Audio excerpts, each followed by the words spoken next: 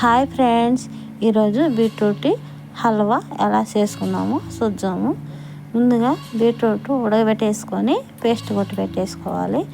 ముందుగా ఆ తర్వాత గ్యాస్ మీద ప్యాన్ పెట్టుకొని ఒక 1/4 కిలో వరకు నెయ్యి వేసేసుకున్నాను. నెయ్యి బాగా మరిగిన తర్వాత బాదం పప్పు ఇవన్నీ సన్నగా కట్ చేసుకొని నెయ్యిలో ఫ్రై చేసుకోవాలి.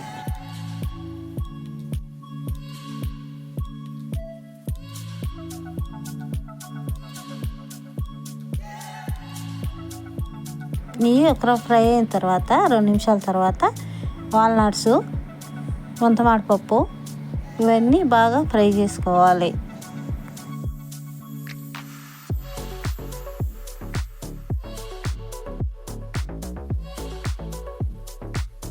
ఈ 2 నిమిషాలు వేగిన తర్వాత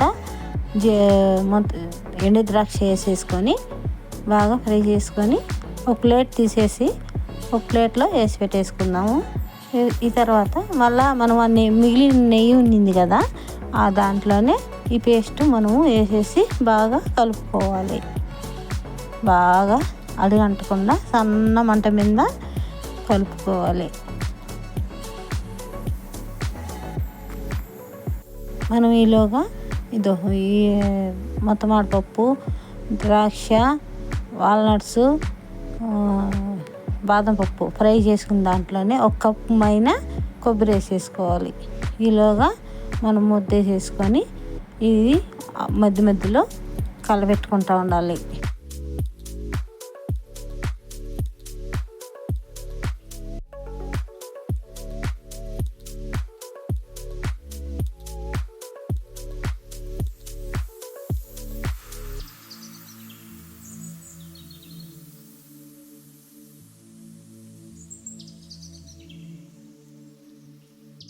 ఈలోగా బెల్లం తీసేసుకొని బెల్లం వేసేసుకొని 1/4 కిలో పైన వేసినాను నేను. 1/2 కిలో బీట్రూట్కి 1/4 కిలో వేసేసినాను. బాగా దగ్గర పడిపోయింది. మనము ఫ్రై చేసినటువన్నీ వేసి దాంట్లో వేసి బాగా కలుపుకోవాలి.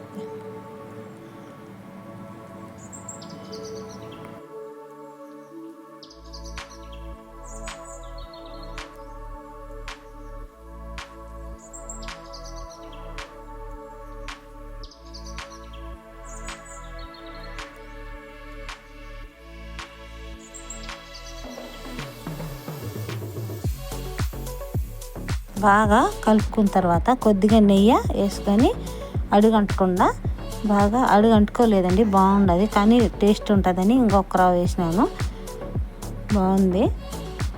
మనము